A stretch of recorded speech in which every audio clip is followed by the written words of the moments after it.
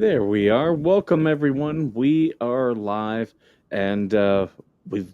This is a little bit different from what we normally do, but we've got Georgie, we got Coop, and we got Brett from Madam Mayor's Adventures joining us.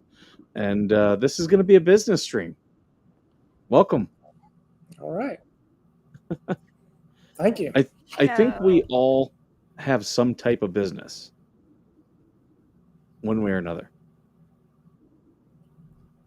Yep. Georgie? Does YouTube count? I think so.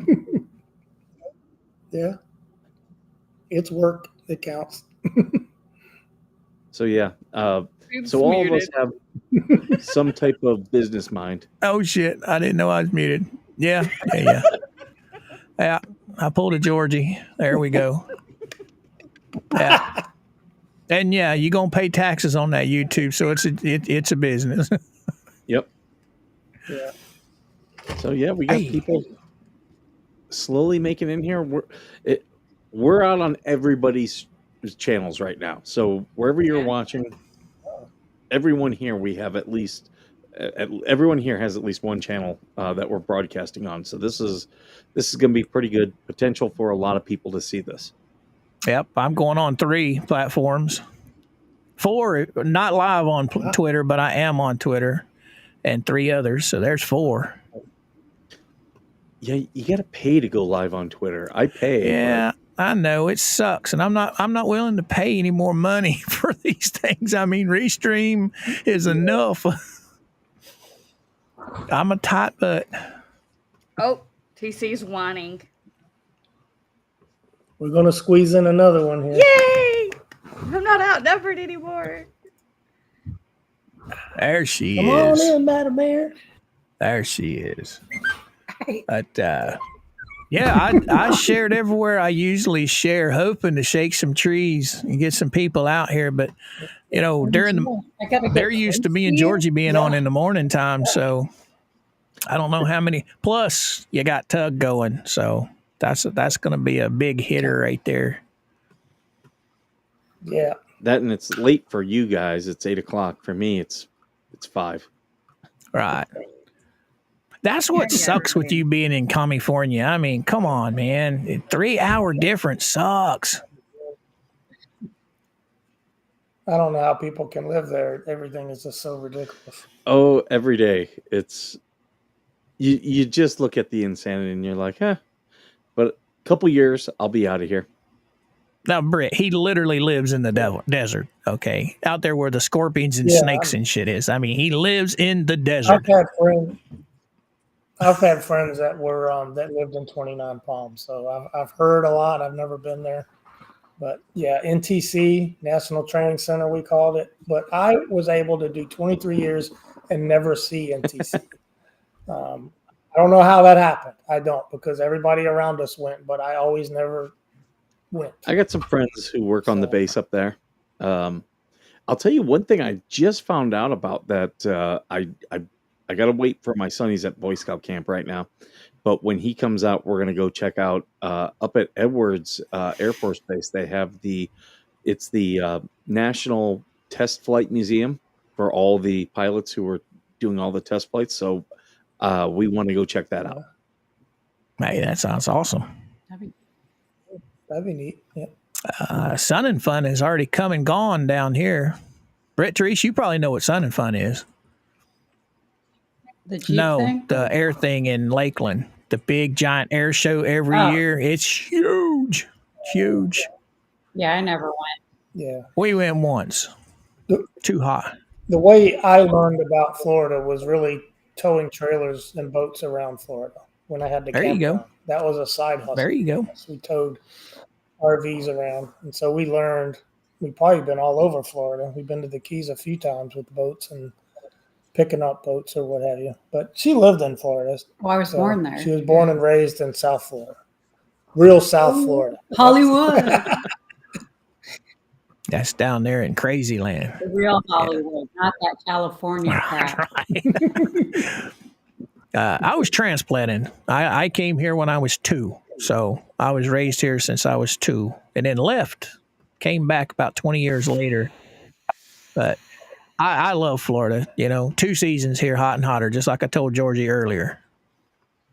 Yep. Yeah. I like Florida during the winter. Yeah. For 2 months, we like it. December, January. Yep, that's the best time. Go ahead, Skipper. Oh, people ask me how I can live here. I'm like, 4 months out of the year, it sucks, but the rest of the time, it's really nice. It just sucks here all year. Yeah.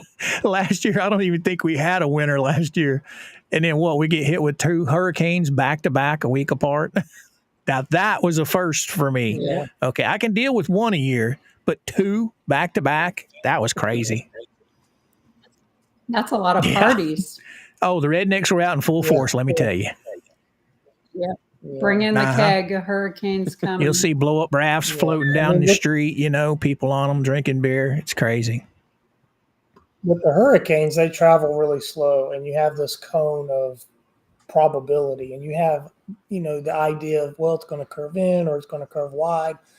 You can kind of play with that and assess your own risk, whether you want to stay or leave. But you kind of got to make that. You got to make that decision about 3 to 4 days out. Well, we're far enough. If you wait too long, we're far enough inland that we get a lot of wind and rain, but nothing really bad because we're almost right smack in the middle. Of Florida.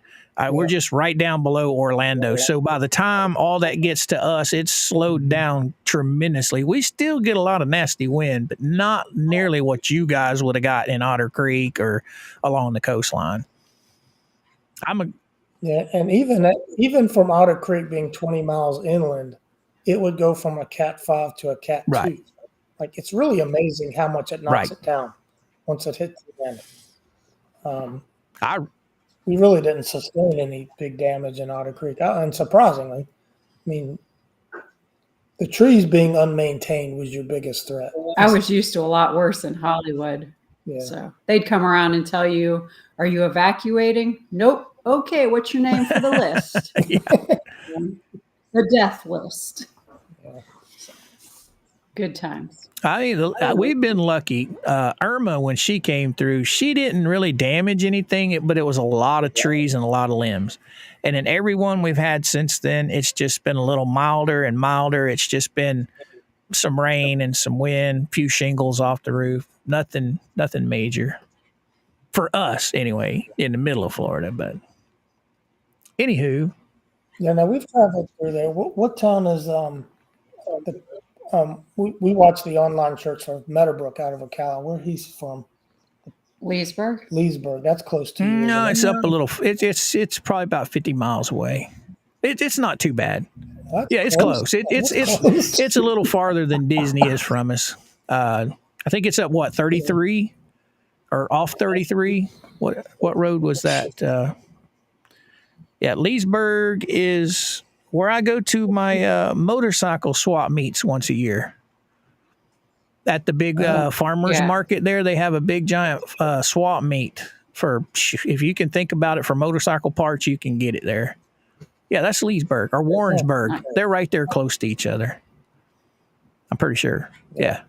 Now, do you all know what state is actually the flattest state? No. It ain't Florida. It should be Florida. It's Florida. They have signs in Florida Is it that Florida? say Hill blocks view, like you wouldn't know that. There's such a sign going to Cedar Key from Otter Creek that says Hill blocks view. No kidding. I figure when you got up north a little ways, you get a little more hilly. But no, I know there's no mountains. That's why you can see that flashing yellow light in Otter Creek from Gulf Hammock, because it's so flat and straight. That's 5 miles and you can see it. Wow. That's crazy. Well, I got 8 roaming. Yeah. Now, we're here because we want to talk about different business things. So we all have various business.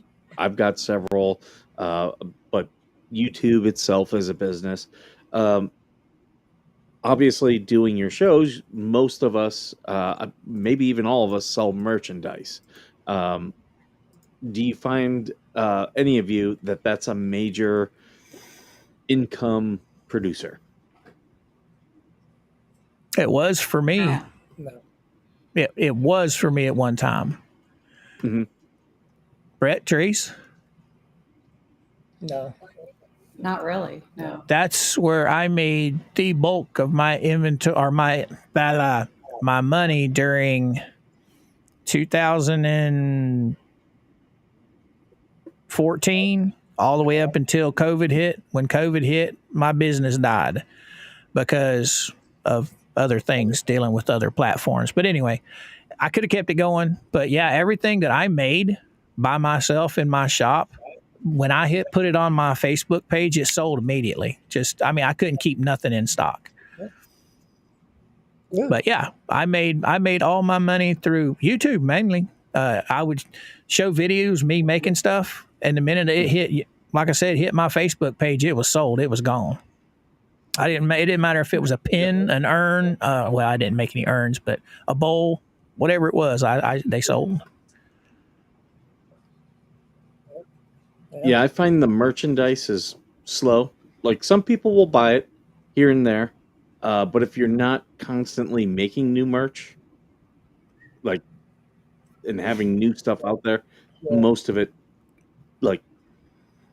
But I'm fortunate I go through a place that they make it as it sells, so I Right. don't have any overhead. Oh, we were talking about merch, like as in channel merch, right? Anything, any way to sell stuff through your channel. Oh yeah, I didn't sell hardly any channel merch like that was Coop related, but stuff I made in my shop, which the big bulk of things I made in my shop that sold were ink pens. I did a lot of the ink pen stuff. Okay. Georgie, And then, any of yeah. yours? No. I think You care to elaborate? maybe 3 mugs. See, I highlight that because one of the comments I get all the time from people, mainly on Twitter, is people like, "Well, you're making money off that." It's like, really? You think I'm making like hand over fist cash? Now, I was looking up YouTube, and our stats don't reflect what the norm is. But it said it took 15 and a half months to get monetized.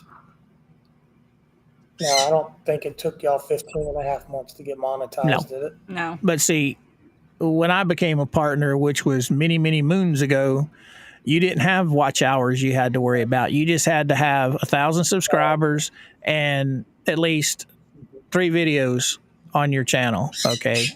I think it was 500 views. It was back in 2013 I became a partner. But when COVID hit and things happened with my Facebook that hurt my channel, I just shut my channel down for 4 years. So when I came back, Georgie and Mike, and I started live streaming, it took me from, when did we start, Georgie? About the end of November, didn't we? The week of my birthday is when you and I paired up. I had, I think, 2,500 watch hours, and I needed at least that 3,000 for memberships and super chats. And I needed that 4,000 for, I had the subscribers, but I didn't have the watch hours because it was a new thing that I wasn't used to. So I had to remonetize. And it took me about, I think it was December 10th when I was finally able to fully monetize again. It took me about a month. But I was, Yeah, that's actually Georgie and I were live streaming every day, 2 hours a day. Yeah, when we first started, we were going 7 days a week. Yeah, we were going. And when new documents would drop during this whole thing with Jeremy, we would come back on, during the afternoon if a new document dropped, and we would do another stream, and eventually I got monetized, and shortly after I did, Georgie got monetized, and it's just been going on from there. Yeah. For us, a little different. We pretty much had, what was it, maybe 6 weeks, and we had 30,000 right out the gate. But we were really close with Jeremy. We were in the thick of all the garbage that was going on in Otter Creek. and he had been honest about doing it sooner, like a year earlier, maybe even 2 years earlier. Like right after we met him. Yeah, like that's what he tells he was everybody. like, as yeah, soon as he goes, "You got enough going on here. You could do a channel right out of the campground," and he's right. He's right. That would have been crazy if we showed all that went on in the campground. We would probably be in celebrity status with 100,000 followers. Now you guys hit your subscribers, and then you had to work on your watch hours, right? To get your watch hours up there. They came quickly. Did they? Though they did. Within 2 months, we were monetized. But it wasn't us doing anything. It was our affiliation with What the Hales. Do you guys and we realized miss owning the campground? And so when we decided, do you miss owning the campground? I do. It's becoming less of a miss over time because I was busy. I enjoyed it. I liked being outside, even though it was miserably hot most of the time. We get out there early. I enjoyed it. It was fun, but being in the area it was in, the group of people that you would get weren't the most desired. Now, there was a lot of cool people too, but there was also a decent sized group of not fun people to deal with. Yeah, and it was had hard. To go a little Broward County at times, and that's not fun. And many times we called the cops over there to get them out. That was a waste. That's a waste of time. They didn't do anything. But as soon as they left, I would do something.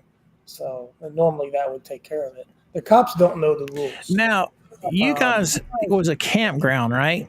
But they had the option to be full-time residents on top of that, or 6 months and 1 day you become a tenured resident. But you guys allowed them to stay as regular residents. That's what I'm trying to get at. Okay. Yeah. All right. Yeah. But they wouldn't make it that far if there was any red flags or yellow flags. And she was stricter about it than I was. At first, because you can't read people. Yeah. Like, at first, I was almost letting anybody in there because I had already put all my money into building the extra road and the trees, and I had done a lot right off the rip. And a lot of my money needed to be current cash flow. Gotcha. And so there was a mistake in doing that, though. You might get money, but you're going to spend money, and you're going to be irritated, and you're going to, then the boss got to come in and clear them out. So, and sometimes it had to be a woman because there are confrontations with women. So, not desirable women, dirty foot women that would dirty foot. You couldn't kick them out because then it became you touched me. It became this freaking assault. Yeah. That's why I always would tell them, just go over there. She would tell me, I'll deal with this. I was like, yeah, you better, because it's going to be. So how is it considered a campground if they can stay full time? I thought campgrounds, you were only allowed to stay so many days, and then you had to move on for so many days, but you could come back. So is there some kind of? That's what the state parks, state and county does that. I got you. It's a privately owned property, but it's open to the public.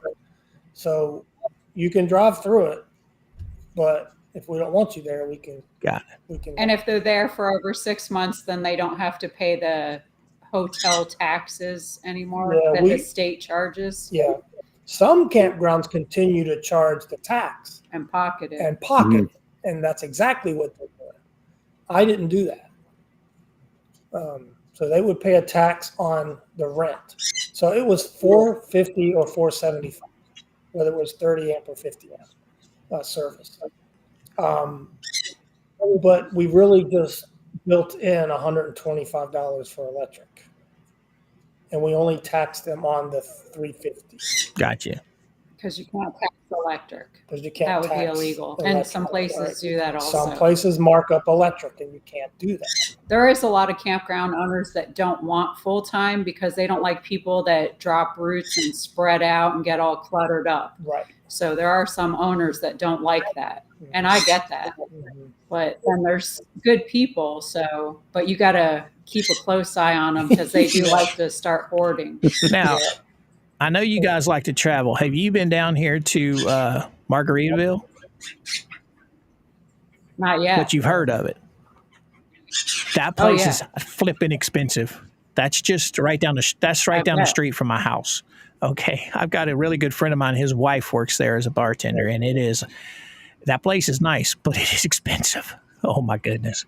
I think I've seen that on a TV show. Yeah, they're on YouTube. There's several people, YouTubers, that do what you guys do, that have been down here. Mm-hmm. There's a little gal I watched that's up in, I think, Minnesota, and she came down here. She doesn't have an RV. She has her truck, and it has a truck camper in it. And they almost didn't let her stay because they are that strict. You have to have a certain style of RV to be able to park in there. But that place is just unreal.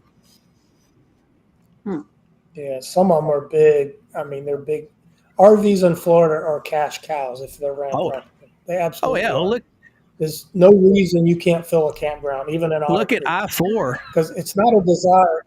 I had this conversation with Zim, and Zim doesn't watch all this stuff, but somebody will tell him that I don't care. But I was like, Zim, you got too much money in this campground. And then he'd get mad and he'd get offended and he'd walk away. And not everybody has the same business plan or ideas. Correct. Well, just my little area, you head down I-4 and you got two huge RV where they sell RVs. One on one side, one on the other side, and then right down from one of them on going towards Tampa, you've got the Airstream lot selling Airstreams. I mean, it's a big business down here. There are RV sales places everywhere. RVs are. Yeah, I know Callaway's got one of the largest RV stores in the world. Really, it's what's it called? Optimum RV. RVs are one of the fastest growing outdoor activities now. Oh, especially during COVID, it boomed. And the van life stuff. We were going to Bradenton Beach last weekend, and we passed by the one. I don't know the name of it. It's the one that's on the left-hand side as you're going towards Tampa. They literally had a whole line of vans, the taller vans, not the regular cargo vans, but the taller vans, fully decked out for van life. Those things, $150,000, $200,000. Those things are expensive. Yeah, it's crazy. Well, they're Mercedes. I mean. Some of those Class B vans can cost more than your Class C's, right on. Class A's. Well, it's like when we have brand new, what they charge for them is insane. The cat stole her tongue. Thank you, Suzanne, for the $10. Thank you, Susie. As Brett would say, I'm chasing squirrels. Squirrel. It's funny that he says that because he's a squirrel chaser himself. Oh, I've noticed in the videos. You know who chases the most squirrels I've ever met? I know who you're going to say. Deanna will chase squirrels forever. Oh, Deanna? I love her. I miss her. Yeah. I miss her so much. She's smart, though. She's a smart cookie. She can find information on anything. I don't think I've ever seen her in a bad mood. Every time, the few videos I've seen her on with Jeremy or by herself or whatever, she's always been in a good mood, chipper, happy-go-lucky. Yeah, she's a very positive person. I don't think I've seen her upset either. Mm-mm. Well, I have, but I've seen almost everyone upset before. I mean, we're all human, but she is more positive than working most. at a post office. I would imagine you see a lot of upset people. Oh my God! Oh yeah, my God. Everybody's going postal. TC ain't in here, is he? Somewhere. Is he here? He was in here crying earlier because Mike didn't invite him. I'd be worried about him coming to the post office. He normally does. Yeah, he did come to the post office when I Not that there. TC. No, not that TC. right. No, Yeah, our TC. It's a different TC. But she has a good story. Oh, Don't make me It's remember. a little off topic. We're talking about Minnesota Black Robe Regiment. He's Look, you did it right that time. What? You said it right that time. Hey, you watch out. Hush. No, he was in the chat earlier, but TC's pretty cool. He has his own channel, and he's got his chicken. He's got his what is his Freedom Flock, where he films his chickens live throughout the day. And now we're doing cooking streams with Georgie and him. Well, him doing the cooking, he makes me write about it until I furl. So in getting back to our channel a little bit, and this is channels in general, what happened with us? We had a whole bunch of subscribers at first, but what do they like to Exactly. watch? They like to watch storage unit resales, right? So we kind of got off of that. Now Jeremy has a brilliant business model, if you haven't realized it already. He goes to storage units, resells it. In the meantime, he's streaming his purchase, whether it's back at the schoolhouse and going through the stuff. So he's making it on that. Then it's going to hit Whatnot, which is what? Streamed. Yep. So there's two incomes coming at the same time. So one's just stacking on the other one. So yeah, he's built, that's a brilliant model to do that. That's one thing when I talk about my business partner, he's like, whenever we talk about some new venture, he's always like, can we make it scalable to where we can increase it, or if we need to decrease it? And that's a very scalable business model, which is very smart to do. Because so if you can find a niche where you're selling something on your channel like that, you're bringing income in two ways at the same time on the same platform. It's pretty it's done very well for him. Jeremy's classic YouTube success, okay? I'm not talking about the walnut or the reseller stuff, just the model that he followed to get his channel going. That every day at the same time, every single day, and that once a week live. That's where you get your following. When your people know, and if you have something that they want to watch, and you release a video every single day at the same time, and then you do your one live stream a week, your people, you will grow. But you got to find that niche. Yeah.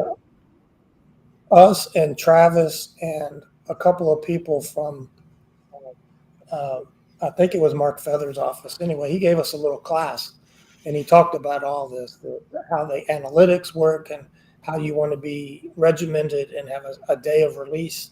Now, he does every day. We weren't willing to work that much, but every day. And then the live stream on Sunday is community building. That's what builds community. Now, that's how he pitched it. You guys with the RV stuff, you have your niche. Have you guys ever heard? I was talking to George about this the other night. Have you ever heard of a YouTuber? He's got over millions and millions of subscribers. Okay, he doesn't do auctions and stuff. He's a vlogger. He vlogs his life like you guys do.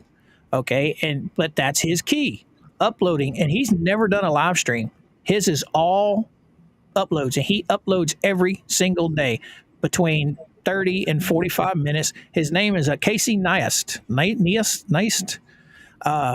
He's got a huge, and all he does is he shows himself getting up in the morning, getting ready, traveling to work, and when he gets to work, he's filming himself. Anyway, you guys got it. You got your audience. You know what to do.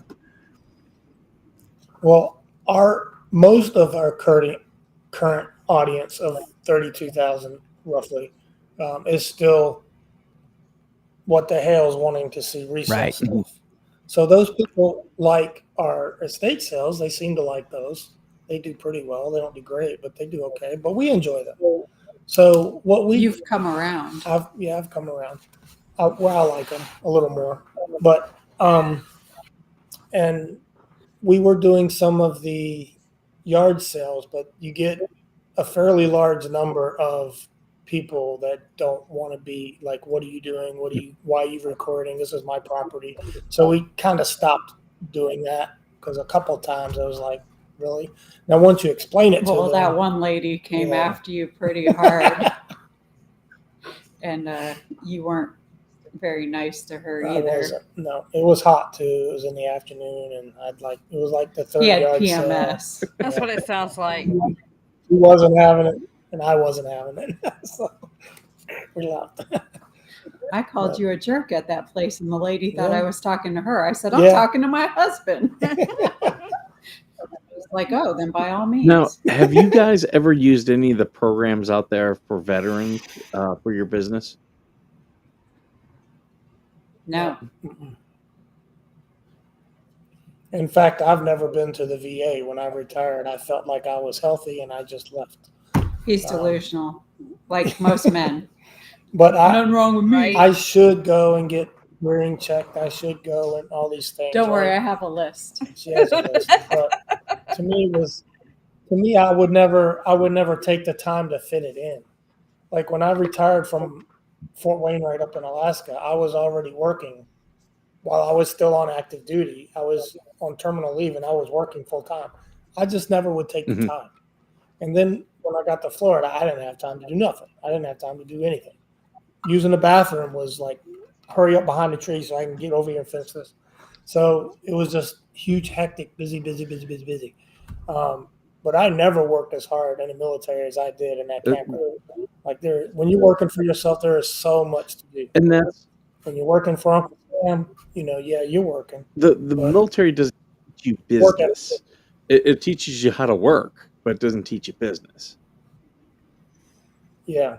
I have a business major, a bachelor's in business, with emphasis on technical management, I believe it actually reads. But that was while I was on active duty. I went to school at night. I think it took me about 10 years to get my degree, but I went at night. I never went full time. I take 1 or 2 classes per semester, and you just keep plugging away at it. And then when you go on a deployment, you can't go to class. When you're in Korea, there's very few classes, none that you need that you can take. So you stumble a few times where you can't take anything and you waste time. But I finished it all on active duty. Hard to do.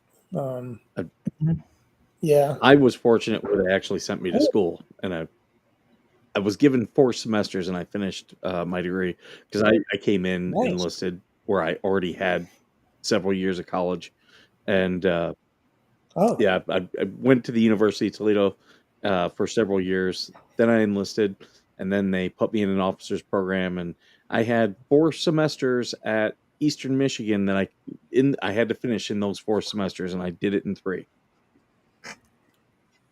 I did most of mine with Central Texas College, different sites, and I finished up with Wayland Baptist University in Texas. I took classes at CTC. Yeah. Very military friendly. Yep. And they're inexpensive. And you can find the books usually. So but yeah, go ahead, Skipper. I was just gonna say, because there's not a lot of veterans ask me about VA business. Like they always ask me about VA business loans, and I'm like, there really isn't any. You're gonna get a small business loan before you'll get anything through the VA. But there are a couple programs out there, and the one that I like to talk to people about the most is called the Federal Surplus Property Program, where veterans that own a business, they can register it through the Small Business Administration, and then your state manages the program, and you can actually buy equipment from the government for 1/10 of its original cost. Now, it is a pain. I've been working for the last year and a half, 2 years to get my business in the program because there's just so many rules. But I'm actually starting to see some way forward. And for me, for Veteran Nation, I would love to get a van or a box truck or something so that I can actually take the show on the road. And I'm looking at that program as a way to do it, because if it was a $50,000 van, I only have to pay $5,000 to get it used from the government. Nice. There you go, yeah. And you can get out of Cali. I probably won't go too far. Probably either Lake Havasu into Nevada. I do like the desert. Yeah. They're having I've never seen the desert. It's on my list. what I saw of the desert I didn't like, but it wasn't in the United States. Fall or springtime is the best time to visit the desert, without a doubt. No thanks. Don't come. I've been trying to get him to move here, and he told me the other day if he moves, he's going to Nevada. I'm like, that's still 10 light years away from me. Just come to Tennessee. I could see myself retiring to like West Virginia or Kentucky. I could see that. Tennessee, no income tax. That part. I do like that. I like the fish. And we have a lot of corn. Yeah, I love fishing. Yeah, Nebraska doesn't have all the corn. I can tell you that. That's if I go to Havasu, it'll only be to fish. The people have been really nice here. They're very welcoming. Whether you're at the tax office or getting your license done, they're like, hey, welcome to Tennessee. Everybody has been above and beyond nice. Almost everywhere we go, we get back in the car and go, they were so nice. Like out of the way. It's a culture nice. shock Like, for sure. it is. Yeah. I wouldn't Florida ain't like. Florida ain't Now, like look, that. if you go down to Fayetteville, they are mean, they're rude, and that's what I was used to because we lived in Fayetteville first. And they're so mean and Fayetteville, yes, Tennessee. and they were so mean and vile there. We lived there for 4 years. That's where our new doctor is. Our new doctor is there. We'll so- find out next week. Yeah. And then we moved up here, and everybody's so sweet. And I'm like, this is a culture shock. I don't know how to behave here. That's been the biggest change for us is the people. Now, that might not be all of Florida, and I kind of bash Florida with that, but that's just my experience with Florida and where I was.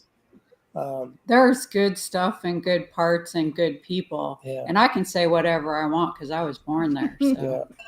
I don't care. But she worked a long time in Ocala with the post office, and so she had always said, "I will never live in Levy County." And And where did I go? Levy County's bad, and it's really because of what the law enforcement allows. It's ridiculous.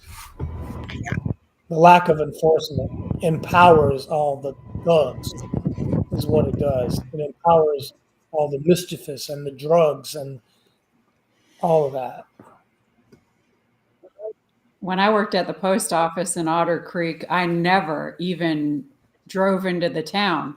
I just drove on 19 to the post office and then left on 19 and went home. Like I never went into the town. Yeah.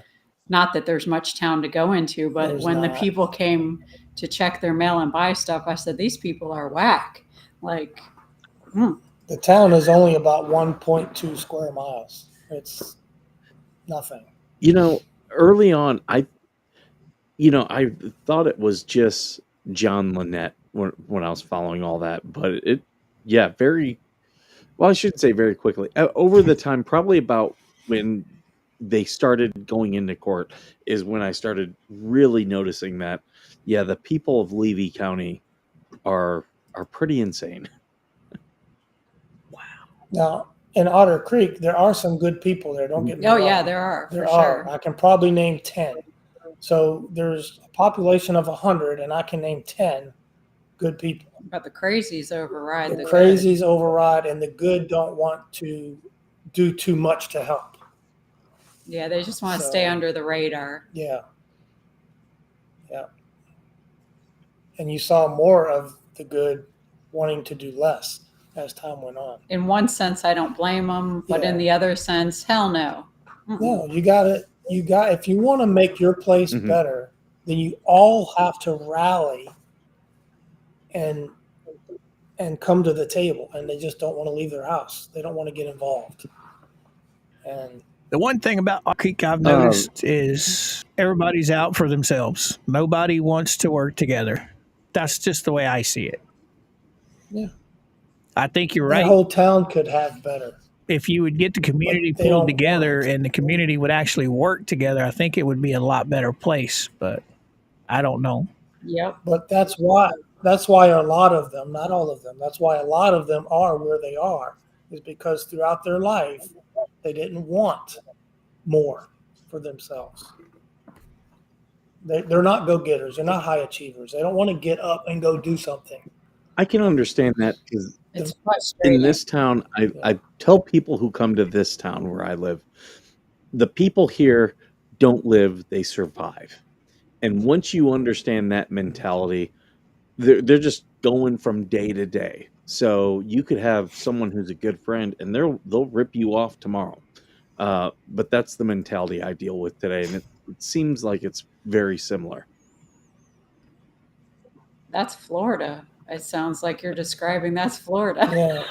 I mean, some of the worst people, I mean, for your life, some of the worst people are your family. To some degree, that's been my experience, but to a huge degree, that's been her experience.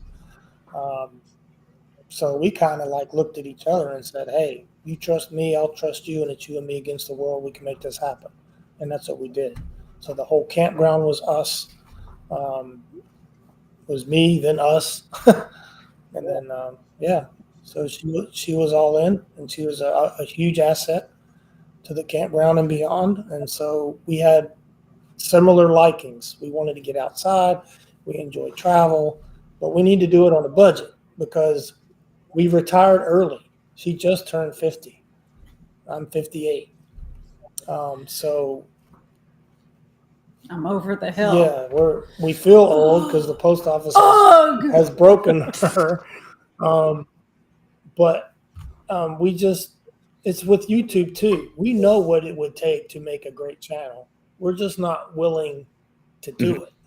We're not willing to sacrifice doing things we want to do or filming things we want to film. And if people want to watch them, great. If they don't want to watch them, well, there's other channels you can go watch. Thank you, but see ya. So we don't do it for the views. We do it because these are things we want, that we enjoy doing, and then it's not work. But if I have to go chase content, now it becomes work because that's not something I want to do. So whatever the channel does is just whatever the channel does. We have not taken $1 from Madam Mayor's Adventures LLC and spent any of it on anything other than travel. Like we don't pull money from it to go buy a car or a motorcycle or whatever. That's not what it's for. It's for our travels. And but I want to get my hair did. I want to get my nails did. Our day-to-day bills, we live off of my retirement pension. So it's a small number. I don't mind telling you, it's around $3,000, and we live on that. Now, the campground pays for the house and all the utilities associated with the house, and we're putting extra money towards the principal on the house. So the only thing we owe on is the house, the property, and we're putting an extra $1,000 a month to the principal every month. So we live on a budget. So when we go shopping at these thrift sales, everybody's in the chat going, "Oh, I would have bought this and this and this and this." Look, we don't have room for all that stuff. We're not resellers. We're not buying everything. Jeremy would have bought that. Well, good for Jeremy. Jeremy, I don't have Jeremy's money. I'm not reselling. We have a small place. We don't hoard. We downsized, and we want to be mobile and travel and come back here, reset, and then travel again and reset. That's our pattern. If people want to follow us and watch our adventures, great. We'd love to have them. And we enjoy doing that, but we're going to film what we want to film. I mean, reselling is fun, and I would do it if we weren't traveling, because I did some of that when we were in Otter Creek too, because we did a bunch of different little side hustles, as I call them. Yeah. But we just can't do that traveling, but it's fun. I like buying stuff and reselling it. Yeah, when we had the campground, we had a couple of side hustles going. I mean, not that we really had to do them, but we had the campground. Then all the money from the campground was going right back into the campground. We weren't living off the campground at all. We only just now, since we sold it, started living off the campground. So, but we both worked on Sunday, Amazon at the post office. So we did Amazon deliveries for the post office. She first was in Ocala and I was in Williston. And then positions opened in Chiefland because they were going to start Amazon. So we were one of the first ones to start Amazon delivery in Chiefland. So we both went to Chiefland. I was like, hey, let's both get to Chiefland. One, it's a smaller, well, it's not smaller than Williston, but it's a smaller than Ocala office. We'll go in together. We'll get off together. There's only like 7 routes there. It won't be hard. We'll get to know the area really well. And it's a great thing to do. We just didn't like that it was on Sunday. We would prefer that Amazon was on Saturday. We have different ideas about how the post office could actually be a profitable business, but it's mismanaged, grossly mismanaged and wasteful. It's run like the government. It's run like the government, yeah. So they really should just go to a 5-day mail week with Amazon on Saturday. But Amazon has promised a 7-day-a-week delivery, so that's what they do, and they pay for it. But that stresses out the post office, but they signed up for it. But so we just did Sunday delivery, but it kind of got us out. It was our break from the campground, and Monday was like our down day. It was like our Friday or our Saturday. Monday was our back to routine day. But yeah, and I don't know where I was. You had some ideas on passive income, correct? Yes. Yes. Let me give you your I do have RV parks listed. Now that depends. It wasn't passive for us, but if you have someone managing it that lives on it and can manage it and do the maintenance, that can be 1 people or 2 people, depending on how big it is, then it can be passive. But I think we've talked RV parks enough. I think investing in a money market is a way as passive income. If you have some capital and you're wanting to know where to invest it, you can invest in the money market. It's kind of a safe security kind of thing. A high yield savings account. Now we have some experience with this. She had some money down in Florida in a credit union, and it was sitting there forever, and decided to move it up here. Why have that money sitting there? It's earning very little. And the bank here, Ascend, Federal Credit Union, was offering some high yield short term savings accounts, 4.5%. So we just moved and we're starting to make money with that. It ain't a lot of money. You can't live on it, but $50 here, $50 there, it's a water bill, it's a cable bill, whatever you got. Yeah, you want to pay your water bill. You don't want to have to do other stuff. We thought ice machines was an option, but we did look into that, but it takes a long time to get your money back on those things. And we thought about putting one on the corner of the campground, but we didn't have a good pull-off area. And that place where Travis is, that little corner, we're thinking about that too. But these machines can be $40,000. Right. And then if they break down, you have to pay to get them fixed. And then there's going to be a water bill. And now you're using Otter Creek water. Is that a good idea? You'll also be competing with Herschel's. Is that a good idea? And I know Zim plans on, I know at one point he had future plans on selling. I would expect that to be probably food and maybe even beer and wine and ice and that kind of stuff. I don't know. We'll see what he does. Is his campground up and running? So you'd be competing with that. Is his campground up and running? Okay. Yeah. Part of Yes. it, yeah. You talking about Zim? Yeah. Yeah. I think, he got half of it When we going? saw it last, he had half of it going. He may have the rest of it. No. Probably not. I mean, there was so much stuff and it was so The expensive. good thing for him is he had all the equipment. So Yeah. he could do it all himself, and he's a contractor, and he basically self-permitted. Got him a guy and paid him, but he paid a lot. I asked him, I said, why didn't you just buy my campground? Because you can't expand it. You're at max capacity. Okay, I got 24 spots, and it didn't cost $1 million. He's $1 million in it, and he ain't done. Wow. I just don't think he'll ever get that back. I don't. Now, that's me. He won't see it back. His kids might. But in 20 years, I don't think he can make all that back. Not with the expenses on, the overhead. Now, Brett was talking about the ice machines. Water bill and the electric. And so, I don't know. I mean, he's got different ideas. Zim will, he'll throw money at stuff to solve a problem. I'm not that person. If I can fix it myself, I will. But yeah, I think the ice machines you were talking about is a good idea if you put them in the right place. Yeah. We've got one of our main lakes right up the street. It's just, I mean, you can see it from my driveway. And they had one, okay, right across the street from it. And that lake had a big park. You had people down there fishing, people down there swimming, you know, during the summer, especially. For some reason, they took it out. I don't know why, but that was a moneymaker right by that park. And you've got Yeah. hundreds of people throughout the weekend at that park. And water, if you can set one up that actually people can take their like jugs, the big 5-gallon jugs, and fill them up with water. That is another huge moneymaker, especially in your farming communities like Dover and Plant City area, where they have a lot of migrant workers that come in for the seasons. They don't drink regular water. All they will drink is the water in Walmart that you fill up the jugs. So if you got one of those on the side of the road, man, you can make some money. Yeah. Yeah. Yeah, ice machines. I was thinking something else too. A parking lot in Gatlinburg. Yep. Yeah. Yeah. That's what I A want. parking lot in Gatlinburg, $20 for a day. And if you leave, you can't come back. You pay another $20. They're making a ton of money. Ridiculous.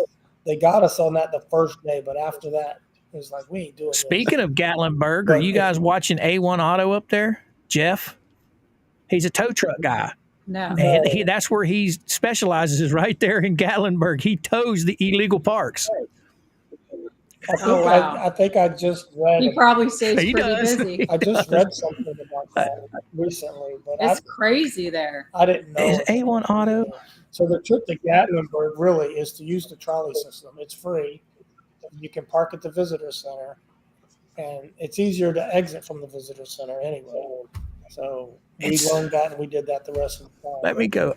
I'm going to go find his channel. I don't think it's A1 Auto. It might be, but he's got a pretty good following. He's like 150,000 followers or subscribers.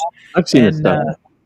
He is hilarious. It's him and his wife, and then his son. They just bought a new truck, and his son took his truck, and now his son's got a channel doing the same thing. And the illegal parks is the only reason I watch him, because those people get freaky. They get mad. You know, he says, hey, I was called to come get your car from these people's place. You take it up with them. But yeah, he's down there. You guys need to go check him out. Anywho. Yeah. That's been mentioned to us before. It might have been one of y'all. I don't even know. I read so much stuff. I do a lot of reading, and you don't share. Don't always, because it's not always. You share the it dumb doesn't stuff. rise to that level. You tell me the dumb stuff. What's the his lot is in Gatlinburg, and that's where he tows everything to. But he lives in Pigeon Forge, so I think. So he's kind of stacking too. Do you see what he's doing? He's stacking. Right. Kind of like what the Hells has done. He's videoing while he's working. He's videoing his work. Yep. He's making money and he's videoing it. So they're double stacking. Smart. Yeah, right. Smart. I mean, he's making good money off of it, and it's one of those things. Once you figure out your niche, you can run with it. And with you guys, if I were you guys, I'd be doing a vlog every day. Okay, just where I'm 30 minutes talking to the camera, you know, about what your day's like, and then boom, that'd be it. There's your once a day. There's if you wanted to do something like that. Here's the thing. How do you say? We don't really want to tie up our day with YouTube. Yeah. We want to be retired. And honestly, I don't think what we do on a day-to-day is very interesting. We're normal people doing normal things. We make coffee. We make breakfast. We eat the breakfast. I've never been described as normal. You would be surprised. I mean, I don't think you guys would be surprised how many people enjoy watching that kind of stuff. It's the daily vlog, and there is an actual bunch of people that watch that kind of stuff. You know, just you sitting there eating breakfast, talking to your phone. You know, it makes them feel like they're part of your. But I understand where you're coming from. But there is a niche out there for you guys. There probably is. Now Jeremy started out doing RV maintenance or something. It didn't take off the way he wanted. So he wanted something else. But Jeremy's got big dreams. Now, there are things that Jeremy is not. He's good at a lot of things, but he's not good at sitting still. That's not one of his things. He has to be working. We've been out with him, and there's not many times where he's not working while he's trying to have fun. So he doesn't know how to put it down. That's something he'll have to figure out. I mean, I don't have the answers. I'm just an observer on this. That's how some people are. Yeah. I mean, the work ethic is great, but I question to what end. I used to be like that, but I figured out how to stop. And I had to reel it in a little bit, or it was causing problems between us. Because I wanted to push. I wanted to do a little more with the channel. I wanted to do more, maybe more lives, and I'm watching other people do it. But she had to reel me in and be like, "What's important to you? Because if this is what's important to you, then you need to have your own channel." And it just kind of de-escalated from there. It just depends on what you want to do with it. I mean, I used to be gun-ho in it. Now, yeah, I do it every morning with Georgie.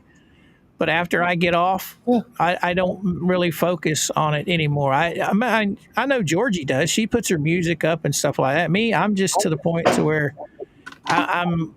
If I grow, I grow. If I don't, I don't. Okay. I mean, I retired way before you guys did. Yeah, and it's everybody's at a different point in their life. Like for Georgie, she might be I'm speculating. I don't really know Georgie, but she has young kids at home. And so she's at home with the kids. That's a decision she's made to be at home. So this is something that she can do and do that. Right. There's not a whole lot Speaking of said kid. Right. And so whatever little income she gets is helping the pot grow. Yeah. That might be the way she's looking at that. I don't want to speak for you. But you yeah. Because I've raised kids, and if you decided to go out in the market and work a 9 to 5, now you're paying someone to watch your kids. Maybe that's not lucrative. Plus, you're missing out on everything. Yeah, and you're missing out on the whole growth thing with the kids. I mean, working at the post office, I never saw my son growing up. I actually got him a job at the post office his senior year of high school, and we worked in the same office. And I told my boss it was the only way I could see my kid because I had to bring him to work with me. The post office will work you from 70 to 80 hours a week until you make regular. And then when you make regular and you're not an RCA anymore, you have an established route with a vehicle, then you're not overtimed so much. Depending on the station, every station can be different. Unless you work in Ocala. Yeah, Ocala, they'll send you back out if you're a regular. They don't care.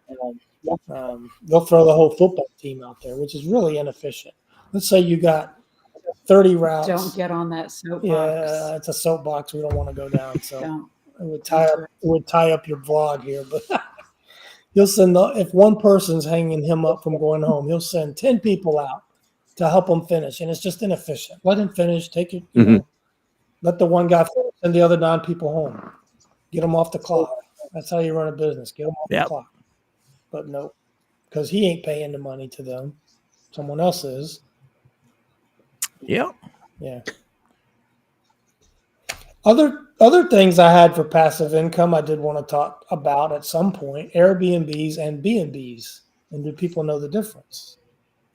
Well, Airbnb, just here's the keys, there you go. But with a B&B, you're a lot more involved.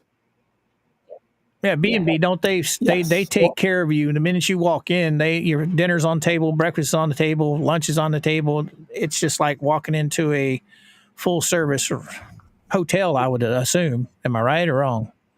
Yeah. So an Airbnb is like you're renting the whole unit. So if the house is an Airbnb, you're getting the whole house to your party's self. A B&B is more like you could be in there with other couples making up the B&B. Now there's going to be breakfast. They're going to, take care of you. Usually it's a breakfast. It's a bed and a breakfast. I've never stayed at one of those. I've never have either, but you might be sharing that. I never have, and I always think of Groundhog Day whenever I think of a B&B. Now, see, I'm the opposite. I think of Forrest Gump. Forrest Gump's mama had that B&B. Yep.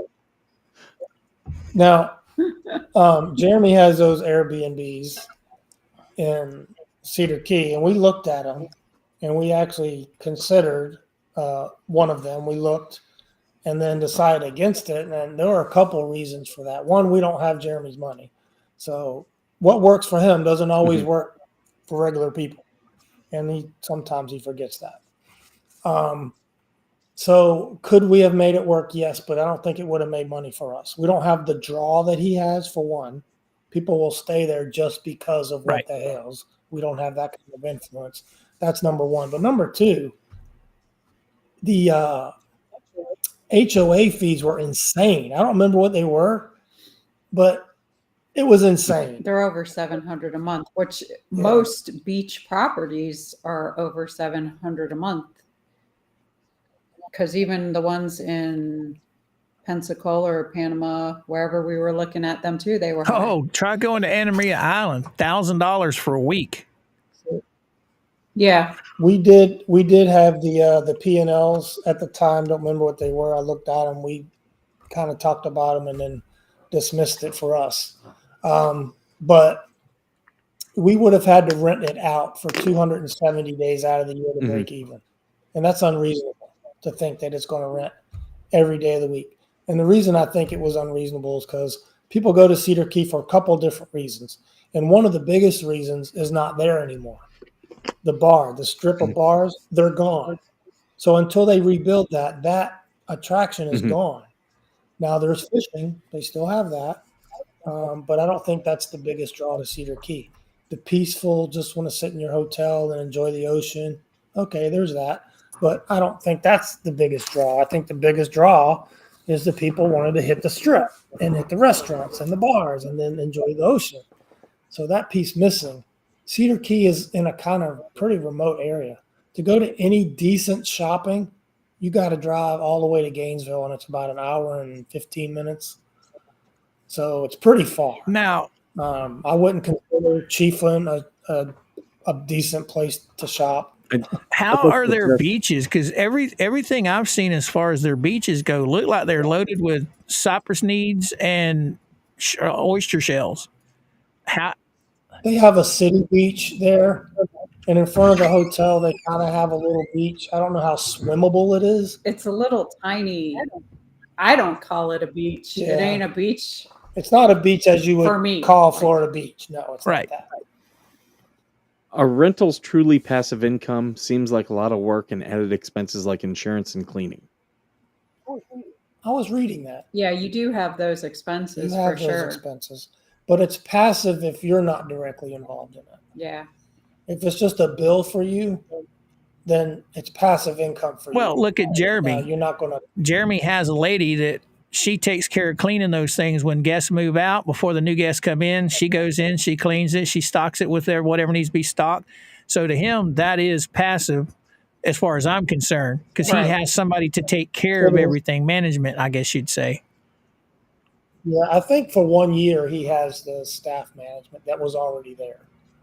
So he hasn't had to fill that. Now, he wouldn't have any problems filling that, but yes, so there is someone on payroll that takes care of that for him. Yes.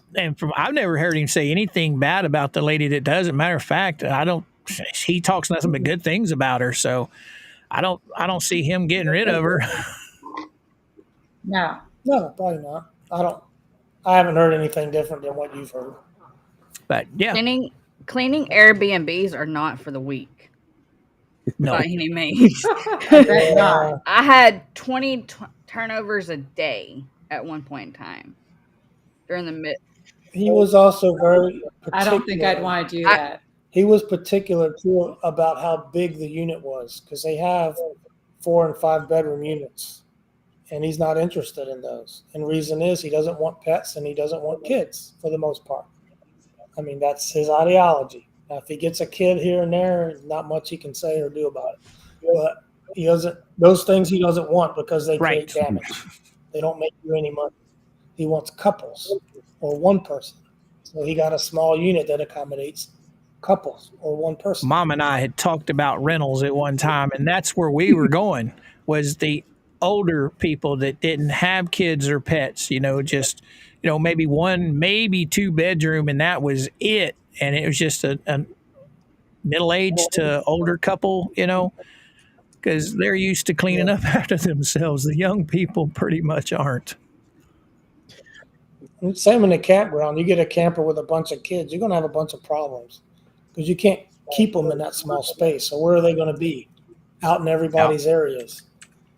And you end up parenting them at some point in a way because you're out there working and they're talking to you. So now you're interacting with them and that's not passive. Right. So for someone that did So the to answer cleanups this and question, the turnovers, I would prefer to do the turnovers for the ones that had the kids and the animals over the couples because they were some freaky couples in those units. well, the freaky stuff, I would just put gloves on and laugh at it, but wouldn't bother me. Well, I think what Britt's talking about is the damage that children can accidentally do, like lamps knocked off the counter, windows busted from throwing toys. That's where a 4-year-old drawing on that's the wall. where it would get to be a pain in the ass for the kids to be involved. Looking into these hotel rooms in Vegas that I'm looking to buy for my business, we're actually focusing on more of the smaller rooms as well, only because those tend to rent out more. The money at the end of the day, the smaller versus bigger rooms, they do tend to even out. But we were like, no, we want something that we think is going to rent out a lot. Mm-hmm. Yeah, and you got to look at your demographic area and what the attraction is. Like, what is attracting people there? For Jeremy and these Airbnbs, a lot of the attraction can be just their fans. Right. Yeah, their fans want a chance to see Jeremy, whether they see him or not. That's kind of up to him. But he could incorporate a visit to the ranch, but you might be opening yourself up to a whole bunch of bad idea. I don't think he'll do Bad it. idea. I just don't think he'll do it. But yeah, it would take off and he could get more rent that way. He's aware of that. Well, when he was on with us here a while back, one of his big things were community, build your community. And that's where he has capitalized like a crazy man right there. He's built his community on YouTube. Yeah. He's pulled a big percentage of that over onto Whatnot, to where before you just went and bought it on eBay. You didn't interact with him. Now with Whatnot, his people are able to interact with him. And like you said, Britt, that's that revolving money, right? He goes to storage units, he buys them, he films himself, and then he films himself selling them. Yep, and a big part of his live, a half of it, he talks about the court cases, of course, because that's what everybody's waiting to hear about. But the other half is promoting his Whatnot with his $100, or $100 coupon that you can win. It's brilliant marketing. He's giving people what they want. And I, if you want to build a community, that listen to him, he's dead on it, dead on as far as I'm concerned. You got to build that community. You got to build you a fan base. He calls it community, I call it fan base. You get that built up, and then if you want to go into any other directions, like you said, with it all being one, that's the easiest way to go to keep it rolling, to keep the money still coming in. Yeah. And he does push a video out every day. And that's a lot of work. Yep. And anytime you see him, I mean, even if he's expecting you, he'll give you 10 minutes and then he's like, you want to keep talking, let's follow me. I got stuff to do. But he liked that about us because we didn't care if he went to work. He didn't have to entertain us. We'd go in there. If I had some things I wanted to say to him, I'd say it right off the rip, and then, he'd be on his horse. But he was always editing. He'll fall asleep editing. Everything on his phone. The guy's a work animal. I mean, he loves what he's doing. He loves to. Oh. So I'm not saying that in a negative way. I got to hand it to him. That editing on his phone is crazy. I couldn't do that. I have to do it all on the computer. There's no way I could do it on the phone. She edits. Oh my God. I feel sorry for you. That and I don't do any of it. I mean, I've only dabbled in it a little bit, but I've got this big old sucker and I still hate it. I would rather use my computer, pull it all in computer. Edit on the computer, but I will edit on the It phone. might be I've easier. never edited on the computer. Yeah. Jeremy said use your phone, and that's what I've always done. Yeah. You can just on the computer, you can get a little finer in it and put a little more flair into it, but it's Well, once she finishes the editing, then she'll go on the computer once it uploads, and then she'll place commercials. There and you all go. That. But she doesn't. The bulk of the editing is all done on the phone. I tried my first live stream ever on my phone at the beach here a few weeks ago, and I could not figure out how to get it to go landscape. So I'm sitting there, everybody saying, "Where till you're turned sideways on my," and I could not get it to turn. And finally, what I do, I got on YouTube. It's easy now. I had that problem a couple times with some live streams like a year or so. Well, ago. we got an update on this dang Samsung, and used to it would auto rotate, right? Now it doesn't. When you go to rotate it, you have to literally hit a little button in the corner of it to make it rotate. And that's what the problem was. Or if you have your screen locked Right. and don't realize it, then you got to go like that. Every time they update the phone, they just screw everything up. Yeah, some of those defaults change. That last weekend, or the weekend before last, or last weekend, we went to the beach. I got it to work, and I'd be danged, it was up for 2 days, and I accidentally deleted it, and it's gone. It's gone. Oh, I was mad because that was a fun day. Anyway, passive income. What else you got for us there, Brett? Oh, renting kayaks and canoes. I wrote that down because Travis has talked about that. I think that's a small capital investment. And you can also, if it doesn't work out, you can unload them pretty quickly. I think that's something. But again, you have to be in the right area. You have to be not too far away from where people want to use those things. I like the RV and boat storage yards. Yeah. Oh, yeah. I think that is a great idea. We've And I've seen thought one about in the that. villages where they have people living on the property in a little mobile home.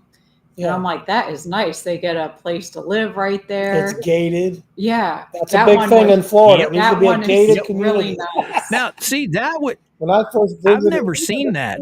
A storage facility that you could live. That if I was going to do a storage facility, that's what I would do, where you could live on the property, because that's just There's one outside the villages. It's that's genius. paying your mortgage. I mean, your storage. Right. The Yeah. owners live there. That's passive income.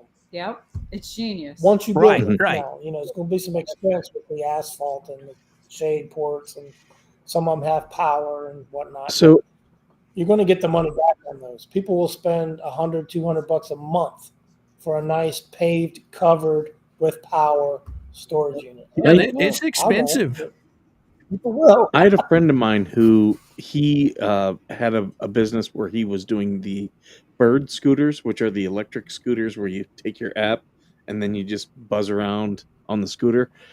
And for the most part, that was passive, other than people would sometimes leave them places and he'd have to go with a truck and pick it up and bring it back. But he was trying to talk me into it. I just didn't see it here in this city being that viable. I could absolutely, in a place like Cedar Key, see that being a great one. He eventually got out of it because the big problem he was having was people stealing them and taking them to Mexico, and they would either take the batteries out and resell the batteries, or they would retool them so that then they could, like, mess with the electronics, so then they could just drive it around themselves and have a electric scooter. So when that started happening, it became less profitable and he sold out. But in some place like Cedar Key or even Gatlinburg, I could see that as a potential passive income. Now, being here in Florida, Yeah. I didn't see any of them in Gatlinburg. Brett's idea with the kayaks, that's a good idea, because you have people, the companies like Pelican and Pelican. I know Pelican's one of them. They literally have plans set up for people that want to get in business doing that. So they will hook you up with everything you need for a monthly payment, and your kayaks are basically, you rent them for what you want. And they pay for themselves. So Pelican's a good one for that.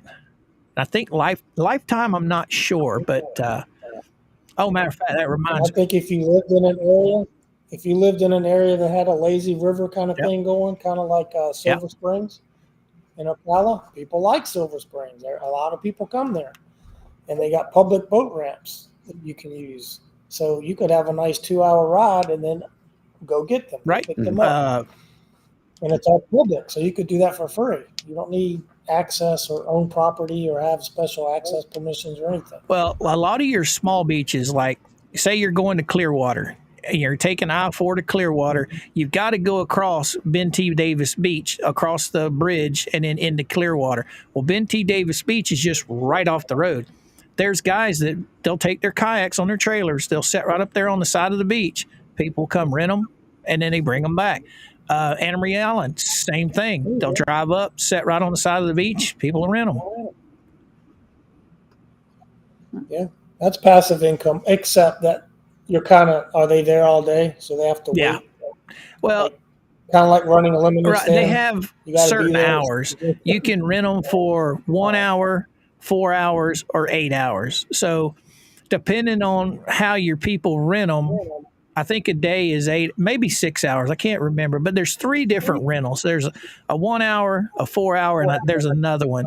But they have a time limit, and the person renting them has your driver's license. He has your keys, so you have to come back.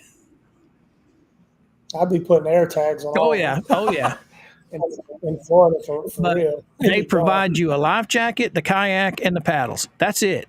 And so the paddles and the life jackets, they're easy to replace. They're cheap to replace. The kayaks, they aren't the top of the line. They're probably $200 kayaks. But, hey, it's enough. Exactly. And you figure you get 10 of those, you got less than $3,000 tied up in your kayaks. Then you throw another $1,000 on there for your trailer. But I don't know if you have to be permitted, and that's one thing I need to check on. Yeah, I don't know. I would think you need some kind of liability insurance. Right. Anyway, I think that would be awesome, especially living here in Florida. Now, up there where Skipper lives, now, I mean, come on. What are you going to do? What are you going to do in the desert with a kayak? Take it to Hoover Dam. I do have a question because Brett, you're a veteran too. I get a lot of people who reach out to me for this, and I don't know if you guys have ever looked into it, but they have a lot of offers out there for veterans to have franchises. Have you? I got to put my veteran hat on for this. Do you guys experience a lot of people reaching out? Have you ever considered it, or? I haven't. No. Explain a little better there, Mikey. I didn't even understand that one.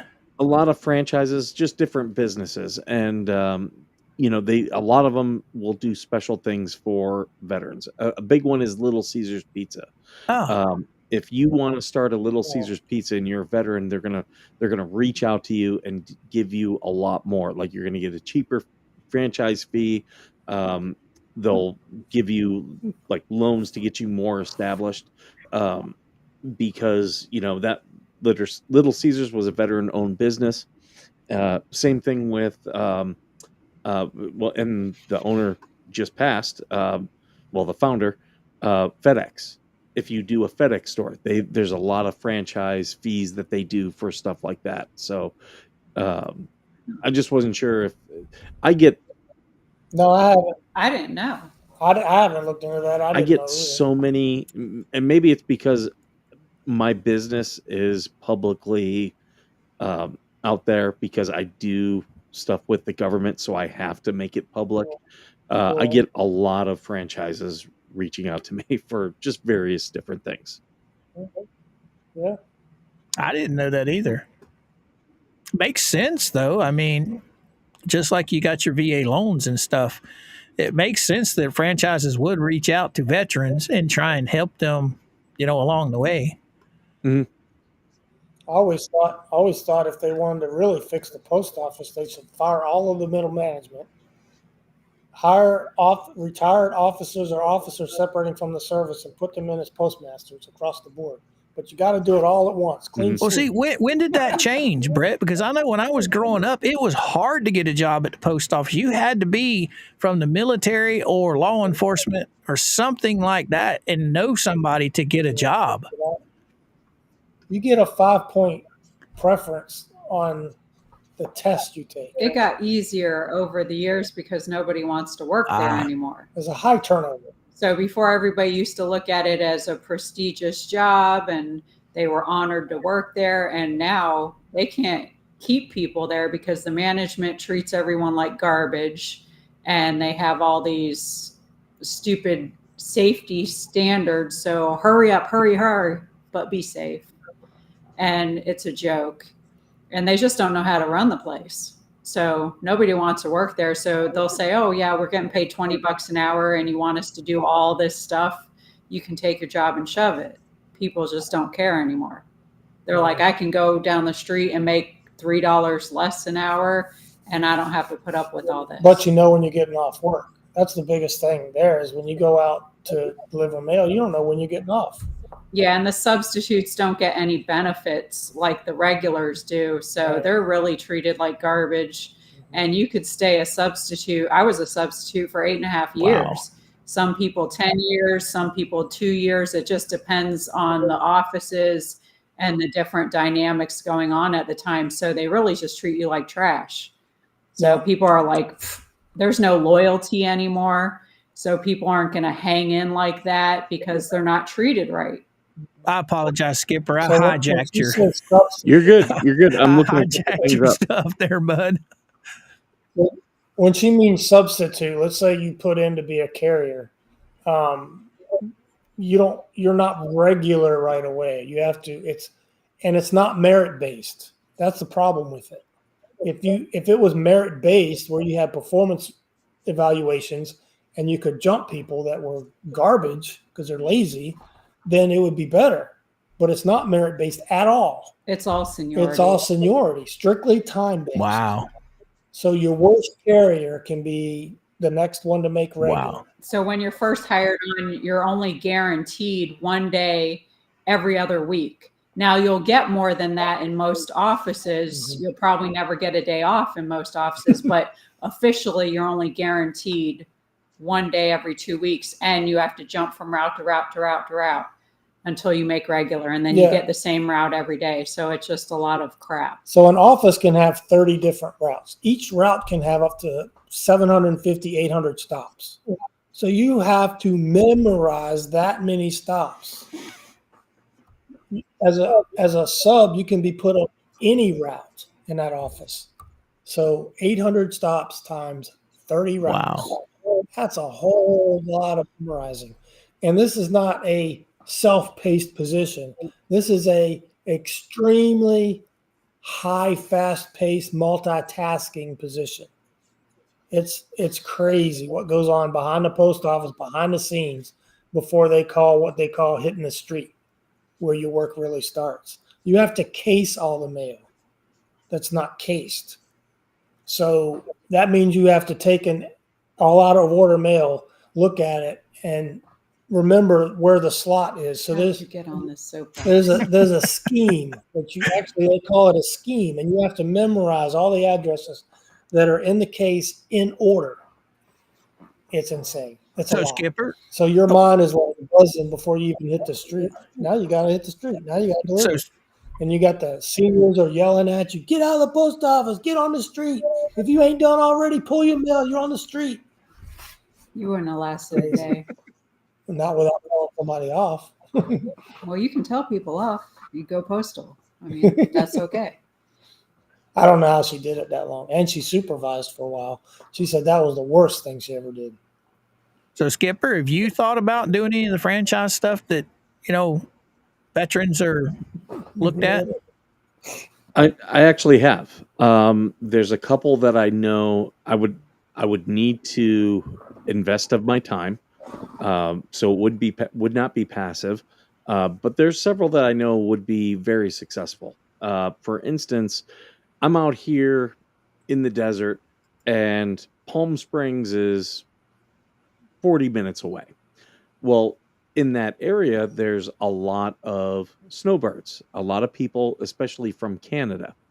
And they put in a new hockey arena. They've got a new hockey team. But there's one thing that they have all over Canada that you don't find anywhere down here, and that's a Tim Hortons franchise. Tim Hortons. I knew it. They're owned by Burger King.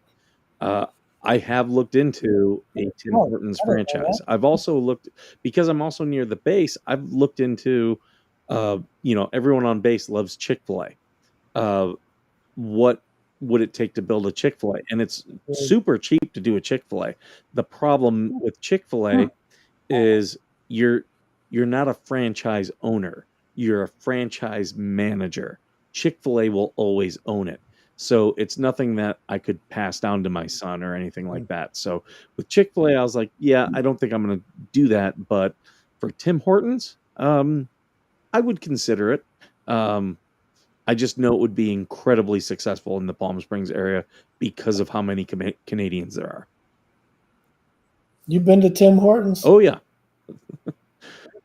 They're pretty pricey. They're good, but they are. I take it it's a restaurant. It's a donut shop. Coffee shop. A what? It's like a donut coffee shop. Like a Dunkin' Donuts. Donut coffee shop. Oh, okay. I got you. Like a Dunkin' Donuts. It's they outnumber McDonald's in Canada. Like, they're everywhere. Oh, yeah, they're everywhere. If you know Canadians, they will tell you directions by how to get to the closest Tim Hortons. Yeah. Ours would be Circle K here. I've looked at a couple. A lot of Circle K. There is a part of town where we do need a gas station. I've had someone talk to me about putting one in. Again, investment of time. There's a couple things here that are not franchises that I'm looking for, with this area, because this base, 29 Palms, is one of the few Marine Corps bases that has expanded in the last 5 years and has the ability to expand in the next 10. And I actually think there's probably going to be at least 2,000 more Marines move to this base. This is the only Marine Corps base I can tell you, long-term outlook, this base ain't going anywhere because it's the only place you can train. You can train. They want space to train. Now, here's a question. Part of me buying this house, I always, when I bought this house, I knew I was going to live in it for a couple years, make it a little bit nicer, and then rent it out to a Marine family. That's my goal. Now, question for you, Skipper, with the VA stuff. All right, you get a lot of people from overseas that come here and they become citizens and the government hands them money. I mean, just here, go buy yourself a convenience store or go buy yourself a gas station, and they give them all this money. Normal people like Georgie and I that aren't veterans, we don't have those options. Do veterans have options like that available to them, like people coming from other countries? Not for loans. Or there's grant money out there, but grants are pretty tough to get, I've found. But there's no loans. Everyone's like, well, I want to use a VA loan for a small business. There's really not any. If you want to, like, finding a franchise place that'll give you a loan, they do that all the time for veterans. But yeah, the SBA will sometimes have veteran loans, but they're normally all lumped in with other things. And that has been a challenge of my company. While and this is, I'll give you guys my business model. So I own a federal contracting company. I'm a service disabled veteran owned business. I own 51% of the company. Now, what that means is when the federal government contracts stuff, they have to give 8% of those contracts to a company like mine by law. So when they put these contracts out, they'll call them a disenfranchised business set aside. I and other disenfranchised businesses, we can bid on that, whereas other companies cannot. And the other thing is I can also partner with bigger companies like KBR, Lockheed Martin. If they have big contracts and they're going to subcontract, they have to follow the government laws as well. But what I'm doing is I'm going to bigger companies and saying, make my company a vendor so that I can bid a higher price and get one of those set asides, and that way you're going to make more money. You could absolutely go around me, but even with me taking a cut of that money, I can bid that. So that's why we formed our company, to take advantage of those laws, because when I was overseas, everything was contracted. The chow hall, our mail, um, all that stuff, all contracted. So, and I worked as a contract office representative. And then after I got out, I worked for contractors. So I've seen both sides. So I know the rules. I know what the expectations are. So that's why we, and we're actually bidding tomorrow on a, uh, on a contract that's in Kuwait.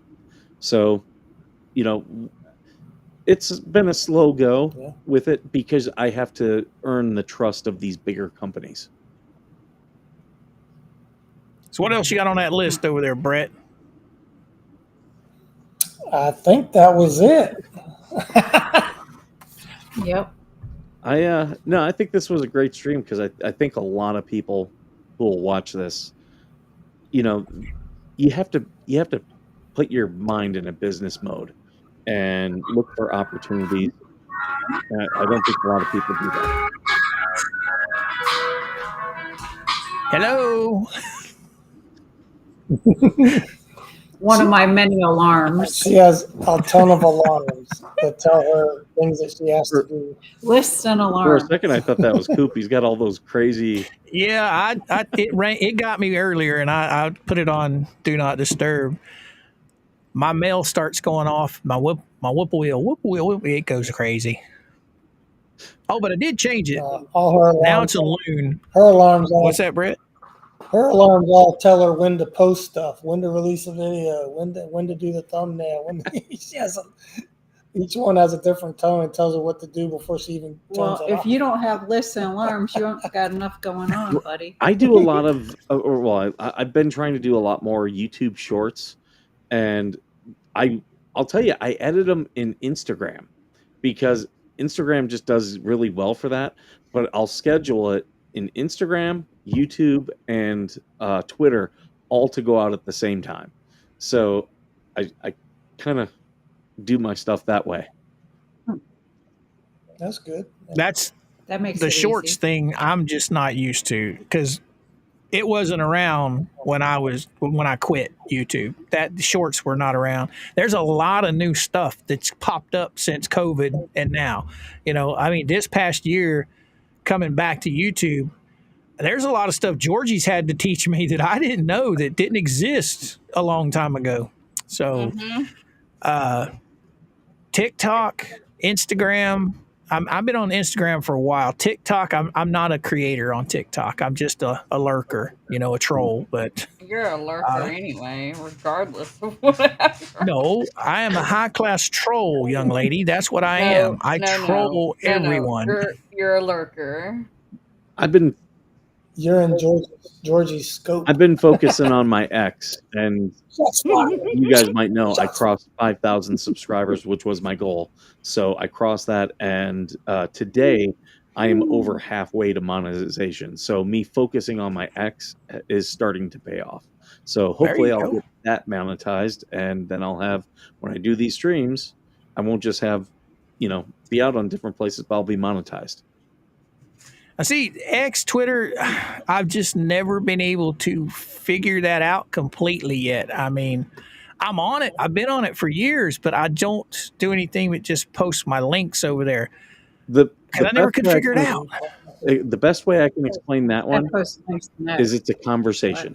Twitter is a conversation. I've been on Twitter since 2010, and the big reason is I like news and information, and Twitter is by far the fastest one to get it to you. So that's why I've never left Twitter. But it's a conversation. Once you approach it as a conversation, you start getting more attention. I've kind of neglected True Social, which is essentially Twitter. I'm not on there having the conversation. I'll post my links, but I really need to get in there and just start conversing with people and just responding to people's stuff. That's really all you have to do. Now talk Wow. about trolling. That's what Mikey does. He actually trolls people. You watch people. Do you guys want a very quick court update from me on my case? Oh dear. Which Sure. The restraining order that I'm okay. seeking. I got a response from the respondent's attorney. They are asking me for a whole bunch of stuff, but they sent me a special interrogation, and half of it was my old Twitter accounts. They want to know. They want me to answer these questions about my old Twitter accounts because I had a stolen when I first started doing the show. I had a stolen valor group who just got convinced that I was stolen valor for some reason, and they started just attacking me. And I'm not the type of guy like I'm not going to ignore it. I'm just going to troll you right back. So I started trolling them back. And years ago, they had taken screenshots and they sent them to my ex's divorce attorney trying to interfere with my divorce in some way, like it applies. None of it's relevant. But that put it on my ex's radar. And I'm going for, a restraining order on her boyfriend. So I know that's where that came from because it's not my current Twitter account. But I just found that incredibly funny. When all this is said and done, I will show the documents on the channel, and we'll have a good laugh. You're the plaintiff in this. How can they be asking you for shit? I mean, you're the plaintiff. That's a really good question. It's an extension of the harassment that they've been doing to me. And they got a lawyer who is he's a bulldog. He wants to harass me too. So I'm not bothered by this.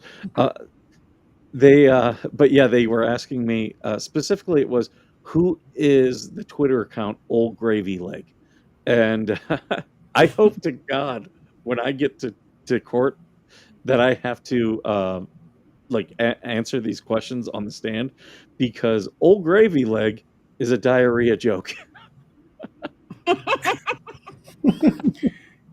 Well, I mean, it's going to be cut and dry. You've got an actual video of the guy attacking you, so it's going to be cut and dry. They're trying to create havoc. Attacking me, and that was over a year ago, but as recently as this spring, he was coming to events where he knew I was going to be. And, I was willing to let all that go. But after that, I was like, no, I got to get a restraining order. And I just don't want this guy anywhere near me.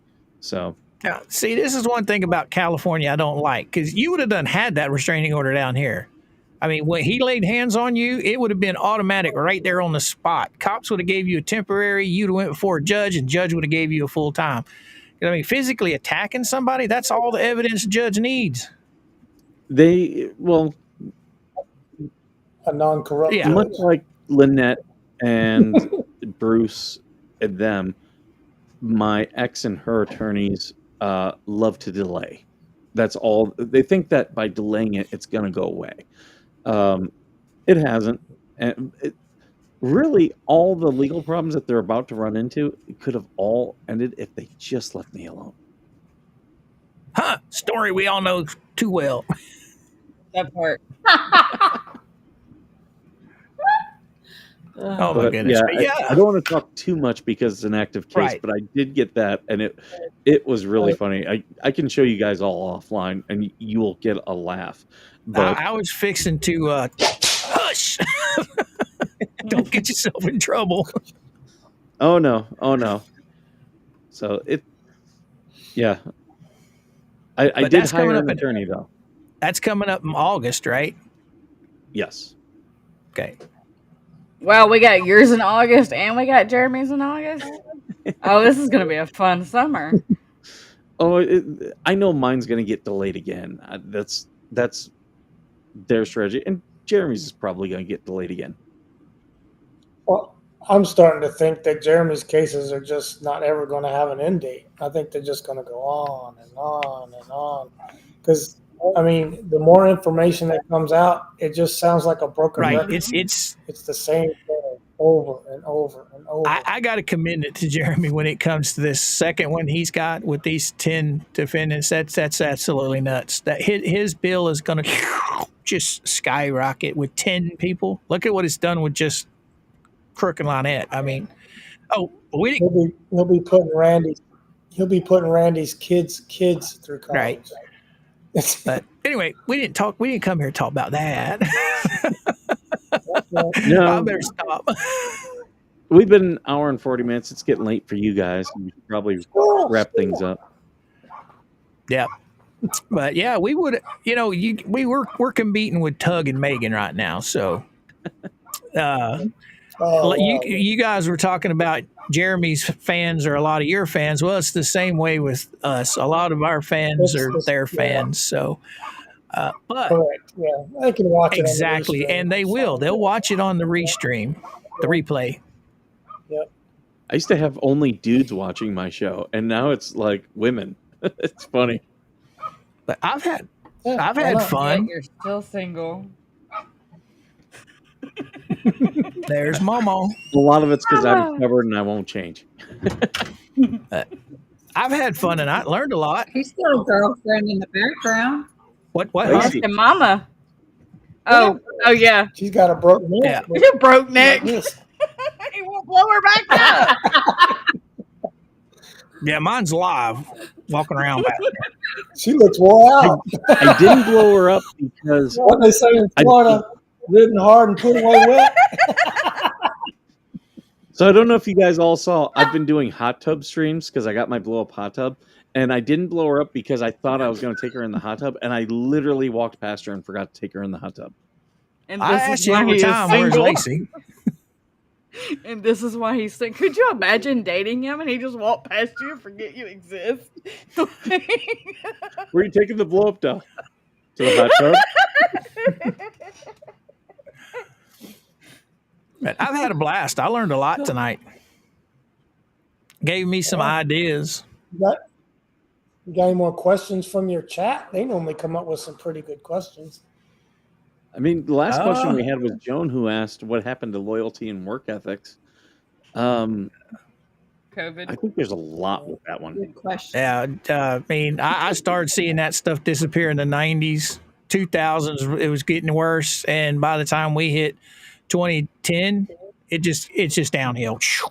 When loyalty went away, when things went super corporate. Yep. Well, think about it. When we were younger, a lot of us, when we were younger, most of our stuff was American made. Now, most of our stuff is made from other countries coming in. So it's China. And, they can offer it for less money. They don't have as many legal, loopholes they have to jump through like our companies here have to. Yeah, everything's disposable. A lot of relationships have gotten disposable too. People don't want to do the work. Mm-hmm. Like we were talking backstage about, I know Mike there likes to watch Married at First Sight. Well, we do too. We watch Married at First Sight. We watch it through the app Match Married Meet, which is a Lifetime app. So we live stream it and we're able to watch all the seasons. But there's you would think the women would be the ones that are kind of bat crazy. It's the men, man. I feel sorry for these women with these men they're getting paired up being to, married to with them. a few exceptions. I was about to say that out loud. The Married at First Sight thing is crazy, and it's like one little thing, a little yellow flag, and they just want to. That's it. I'm done. Like everything's disposable. They don't want to do any work. Yeah. Relationships are work. Nobody likes the circus anymore with the red flags just flapping in your face. I thought I was at the circus. Yeah. So Well, once upon a time, I know when I was dating years ago, I mean, a bologna sandwich and a hot beer on the back of the tailgate of the truck, that's the date we had, and everybody enjoyed that. Now you got to go to these $200 a night restaurants. You got to spend a fortune just to date in today's society from what I've seen. It's crazy. I say just make some fried bologna. There you go. Yeah. Gourmet. we're both pretty thrifty with our money. We kind of give things serious consideration when it's a big purchase. Smaller stuff though. I mean, and I mean, I think we're pretty good with money. I mean, if we run out of money, it ain't because we frivolously spent on stupid stuff. So I didn't always have a partner in life that saw things that way. Well, when I retired in 2010, I took all of my retirement and sunk it into CDs, and they're just sitting there. That's where they stay. They don't get touched. That for when I'm gone, that's mama's money. Okay. Mama will have nothing to worry about. So that's I just live I got my little business here. I make little money here and there. Not like I used to, but I need to get my ass back in my shop. That's where I need to get. I mean, I've got the CNC, I got the laser, I got the lathes. I've got all the tools to do the job. I just need to get the urge to go do it. Just do things you Right. enjoy doing first. Oh, I love every bit of that stuff. It's just I get melancholy and I just forget about it. I sit there on this dang thing all day or the computer. Yeah. Set an alarm. Yeah, set an alarm. Set on an the phone. alarm. I'm still working on You'll yell at Georgie me. and I's keychains. We're going to go back to making lists. We didn't get nothing done Right. today. It's like, so we got lists. I gotta be a drill sergeant. Yeah. Oh. She's got lists over there on the counter every day. Here's what we're going to do. Because Georgie and I's got a good idea to make money, with our streams every day. I just got to get out there and finish my part of it, which is on the laser with our keychains. Where's that whip? Exactly. Apparently, I'm the only one that gets the whip, so. No, I'm gonna get Mama to break your voice mod. I swear. I hate that button. Well, at least you ain't got none of these tonight. I can deal with the crickets. I miss the frogs after a Florida rain. The frogs would be. Yep. The frogs and the whippoorwills. We got a lot of mourning doves here around the lake. Oh my. Well, and I swore I like loons. The sound of a loon, I think, is beautiful. Nothing more beautiful from a bird. And I thought I heard one the other day, and I looked up. I ran to my phone. Do they have loons in Tennessee? And they actually do. In the spring and fall, they have loons here. And I was like, oh, can't wait to see a loon. Well, my messenger. And we were on the boat the other day, and we think we saw one. My messengers used to have the whippoorwill. Now it's got the loon. And Georgie and Mike, they've heard this 100 times because we'll be on a live and that thing will go off if I don't forget to set do not disturb. Yeah. You always forget to not. Oh, yeah. I forget a lot. Come on, chat. Where are your questions at? Yeah. Cicadas. Yes, I miss cicadas. They're horrible. Cicadas. Ever since I moved from Ohio and Virginia, I haven't heard many cicadas out here. We don't really get them, and when I go back, it's always either in the winter or the summer. So, where in Virginia did you live? I was stationed at Quantico, so lived there. That was interesting. I do not want to live in the Beltway any time soon. But no. Cicadas, we had a lot of those in Missouri. I'm pretty sure Missouri, because they get loud during the summertime. Oh, yeah. When you get into August, yeah, they get loud. It's like a cricket on crack. I mean, those things are just absolutely nuts when they get rolling. Yeah. All right, what do we got here? We had a lot of those. Push the lightning bugs are awesome. Okay. Yeah, no, I don't see any more questions. I'm looking. We get lightning bugs here. Oh, yeah. The kids were out catching lightning bugs the other day. Then they bring them in the jar, and they're like, look, Mom, we have a pet. There's almost not a day that doesn't go by that we don't have deer in the yard. This neighborhood, with the exception of a couple people, embraces the deer in the neighborhood. They just walk at will. They're not scared of cars. You do have a couple people that don't want them in here, and they want to shoot them. But you can't hunt in here, and that'll be a discussion at our annual HOA meeting. Oh, It's not a bad HOA. It's just a boat ramp key is all they govern. Gotcha. But they meet once a year, and it's coming up here. July 4th is where they usually meet, right around You July got any? 4th. And then they do fireworks on the You lake. got any good fish in that lake? So, Yeah, I hear mixed stories. I haven't fished it yet. Georgie might know more about it. the husband used to work on the lake, and there's some massive catfish in there. Like Okay. humongous. I don't know. And- When I lived in Missouri, that's the biggest man-made lake in the United States, Lake of the Ozarks. And those guys love their bass fishing up there. So I go fishing with my boss up there, and you catch a 2-pound bass, and he's just going crazy. This is huge. This is huge. I said, that's bait back home. He didn't believe me until I got back home, and I went out fishing, and I sent him a picture, said, hey, you like this 10-pounder? But yeah, I don't know about. I've never seen big fish up there. Now, big catfish and spoonbill, yeah, but I don't know about bass. They say there's walleye. They say there's walleye, and I've heard they're hard to catch, though. But that's supposed to In be Tennessee? the best eating fish. Walleye are really wow. good, and yeah, they are. They're hard to catch, but when you do catch them, they're fun to catch because they pull. Oh yeah, And that's why they're so hard to catch, is because they'll grab the bait and pull, and a lot of times you think you're stuck on a thing, so you're not really setting the hook. You're more just pulling it to get it loose, and that's why they're hard. And this lake is big. It's 10,700 acres in size. It touches 3 towns. Yep. And it's up to 150 feet deep in some whoa, spots. that's deep. Mm-hmm. That's deep.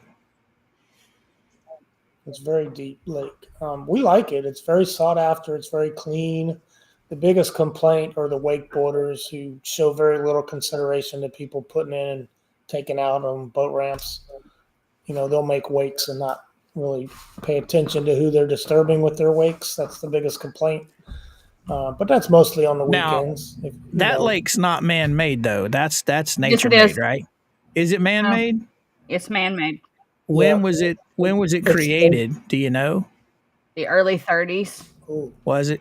Because the Bagnell Dam, with it being when they put in Bagnell Dam and it created Lake of the Ozarks, it's what I consider a fairly young waterway. So yes, a lot of the fish aren't that big because it's a fairly young lake, river, whatever you want to call it. But if you got, but yours is like a lake, right? It's like a round lake. It's not like a river. Well, it branches It's off. more long and strung out. It's more young. It's long and strung out, and it has a lot of fingers. Yes. To it. It's similar to Lake of the Ozarks. Lake of the Ozarks is crazy. It's all over the state. It's not very wide across it. You can definitely see Right. across it. You could swim across it at Well, any point. there's some spots where you can't see the other side, where it's just Well, trees. they've got literal towns underwater from when they built Bagnell Dam. Towns, houses, communities, where it all flooded. There's that stuff still down there. But It amazes me a lot of the homes in this area where we live. We're in the Highland Ridge subdivision. I guess it's a subdivision. Most of them are half acre, just over half an acre lot if you have one lot. But the people don't have a place to park their trailer, and their houses are on a very steep embankment to the lake in most cases. And they build an extra road that takes them down to their boat dock. And that's the thing here. Like, we're one of the few houses that's not touching water. We can see the water. We have a water view, but we don't have water access from the property. And it's like, so you trailer your boat down to the boat ramp? I was like, yeah, it's not a big deal. It takes 10 minutes. I'm on the water. But that's a thing here, is that you have a dock and your boat's on the dock and you're one of those. But most of the neighbors don't live here full time. They live in Nashville or surrounding area, and then they come here on the weekends. And then all winter, you don't see them. So it's a second home for most of the residents here. that's how my home was in Missouri. It was top tier, and you could look out off of my balcony and you could see the lake down there during the wintertime. And during the summertime when the trees were in bloom, you couldn't see it. But yeah, I didn't have a dock access. But hell, there was. Most of them don't have most of these homes are spectacular. They're large, they're beautiful, but they don't have garages. Or if they do, it's just a car garage. They can't get a pontoon. Oh boat yeah, in it. watching. And so most of them, they'll think nothing to buy a $40,000 half-acre property. It doesn't touch the water, just to park their trailer on. And that's the whole reason. Watching Jeff, crazy. you know, going through those hills of Gatlinburg and Pigeon Forge, I'm like, man, these people, how do they get in and out of this place during the wintertime? I mean, for Christ, it's crazy. I thought we had it bad in Missouri, but geez, in Tennessee, no, their driveways are just straight up the hill. Nuts. Yeah. Yeah, the mailman leaves the package at the top of the driveway. Yeah. Yeah. Well, it's some of the homes are pretty steep. You look at the house and it looks modest, but if you see it from the side, it's like 4 stories and there's decks all the way down. my grandparents had a place in North Carolina they bought on the side of the mountain. TWA owned the whole mountain. Well, they bought it for their employees. The employees decided they didn't want anything to do with it. So they started selling it off to private individuals. And Grandpa had to have a dozer come in, and his lot was it was on an incline. So he had to have that dozer level off enough to where he could put a mobile home on there, and it was tight getting in there on both sides. I don't see how people build like that. It'd be crazy, especially in the wintertime. Nuts. Because y'all's wintertime's pretty long up there, isn't it? The winter? I don't think so. The coldest we got, I think, was 8 degrees, and it lasted a day or two. And it wasn't all day; it was just part of the day. So I think the winters were pretty mild. But I'm comparing it to Alaska, so I think it was pretty mild. It snowed 3 times, but nothing over 3 or 4 inches, and it was gone in a couple of days. I call that mild. Maybe 2 months, 3 months of winter. I mean, they got pretty much 4 seasons here. There you go. Right now, we're going through a little bit of Florida weather. It's not very nice, but it's outside the norm. Right now, the whole country's burning up. Well, Skipper, man, what you got left on the agenda up there, young man? That was it. We talked about everything that I wanted to. Anyone else have any saved rounds? Georgie? Well, for the record, I went and looked up to remember what fish we have in the lake, and we have striped bass, largemouth bass, smallmouth bass, hybrid, sunfish, catfish, and bluegill. Right on, right on. I do miss the white bass. The white bass, I white bass fished a lot in Missouri, and those fish, they swim in schools. So when you see a school, you can't ignore it. It's huge, and you just throw a rooster tail in there, and they just one right after another. But I don't particularly care to eat them. Anyway, how about you, Brett, Therese? What y'all got to say? Well, we're just happy to be in Tennessee. Oh my God! Wake up, people! We need to do a lake day together. That would be fun. Yeah. We do have a small pontoon boat we can take up to 8 people out on if you want to bring the husband and kids, and we'll go out on the boat. Oh, Skipper, weren't you here in Florida today? You would regret it quickly. Maybe your husband can show us today. how to fish this lake and what to fish for. Oh, I thought you was coming today. I was supposed to fly last night. Okay. I'll get with you. I'll find some things. Yeah, changed up. Okay. Hopefully, it's changed to the weekend. No. No. Pretty much it all has to do with this contract. Okay, we'll talk about it later. In like 2 hours is when everyone in Kuwait wakes up, so I have to talk with them. All right. Well, good luck with that, Mike. Yeah. Trying to meet all the contacts I can at any of these big contracting companies, Boeing and That's what it's about. KBR and Fluor and DynCorp and General Dynamics. Just trying to meet them all. What about some of the ones on the base in Huntsville? Actually, We've got one of the Lockheed Martin and one of the things quite a few others. we didn't get the contract, but we bid it was for Huntsville. Yeah. That's an hour away from us. Yeah, that would excite me. That's my hometown. Here's the thing. Anyone, even small business with skills, if you live near a base and let's say you're a painter and you want to work on that base, like my company can bid it and bid for somebody. That's our business model, like getting other companies these contracts.